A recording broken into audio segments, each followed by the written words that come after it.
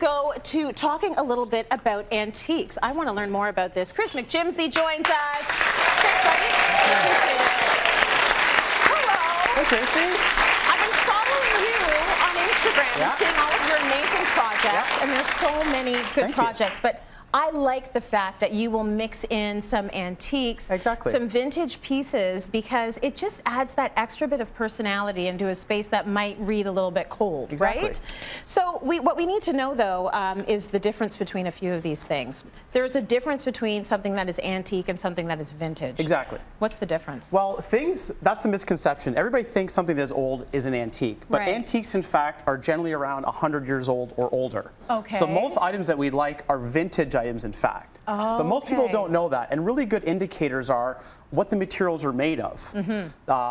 You know, pre-war era stuff is a lot of steel and a lot of tin. Post-war is a lot of plastic. I always like to look for the tools used, steel forged screws and nails versus machine screws or nails. So those are really good indicators of how old things are. Okay, so if you're dealing with machines, you know it's going to be a more recent era. Yeah, it's going to be a little more modern. And you know if the no machines were used, very rudimentary tools. This is older. Exactly. Okay.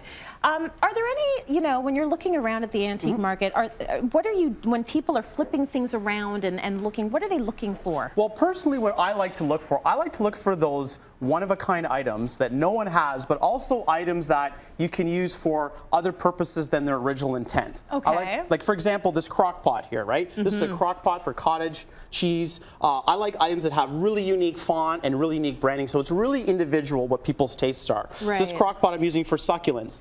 This locker door here was a vintage locker, right? From a gymnasium or high school. It was just the fronts of the panels. So I, got vintage wood here, and I built the case. And this is a storage in my mudroom that I put my gloves, hats, that kind of thing. So cool. Okay, if you were looking at that and you were trying to dictate what era this is from, are there any telltale signs on that are going to help you figure it out? Well, a lot of stuff here is modern, right? Like a lot of these modern rivets are going to suggest that this is after the 1950s, right? Okay. The wood is much older than that. This, for example, these old opera seats are much older than that. If you look at the era of how old the screws are. Yeah. So that's the stuff I like to look for is the material it's made out of, whether it's wood, steel, or plastic. I like to see what the hardware is. And even how it's joined together, Even how it's joined together. You know what dovetailing is? A lot of old pine, early pine furniture, Canadian pine, dovetailing is kind of a mortaring of the corners, right? So now people glue stuff together, screw things together, but pre that, everything was dovetailing. So those are little telltale signs. A lot of old silver, you can see the hallmarks on the back of it, where things are made in England or made in the US or Canada. Right. Now, something like this, you say you like to take things and you use them for something a little bit differently. Those are opera seats? These are either opera seats or old theater seats. Yeah. They fold up. So my idea, I think, these would have been used if you needed extra room in the theater and the opera. I think they could have maybe even been used in a church. There's a space here for a pamphlet or maybe a Bible. Cool. So I wanted extra seating on my front porch. Yeah. And I want a pew, but I didn't like the ones that was fine, so I found this. This is extra seating for our front porch, and also use it, in my living room or in my kitchen. That's cool. It becomes an occasional chair for you. You can move it around, right? This is a cool piece over here. This is an antique firebox. This would be, Victorian era firebox. That would be in your fireplace. Yeah. And it's really heavy. It was rusted when I found it. I painted it black, and I'm using it as a planter. This is sits on. So these pieces actually sit on my front porch. I took them off the porch this morning for the show. Good. That's dedication. I like that. That's so cool. Okay, how about this? This is an old Coca-Cola cooler. Yeah. This is iconic branding. Like I said, I love things with really great branding and really good fonts and color and patina. You can't fake the color and patina on things. Right.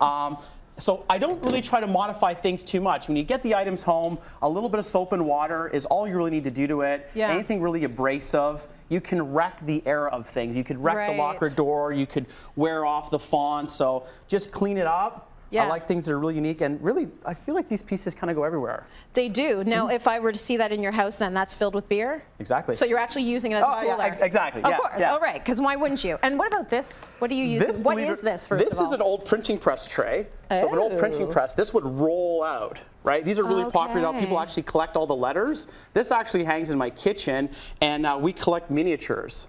So I have all sorts of little miniatures on it. Some people collect silver spoons. Yes. But you'll see these everywhere. I'm seeing this in a lot of bars and restaurants. People put them on the walls or on the ceilings. It's just, I think Lego. That's Lego, what I think. It's really, you know, it's in the... Just take it right off the ground and put it in that. It's in the eye of the beholder. I didn't know what this was, and then you walk into a lot of bars, restaurants, like, oh, those are old printing press trays. But then when you see it in its original context, you'd never look at the item and think it was that cool. But, you know, it's got this really great old handle here with some hallmarks. Hamilton's would have been made in Hamilton, Ontario, you know, pre-1900.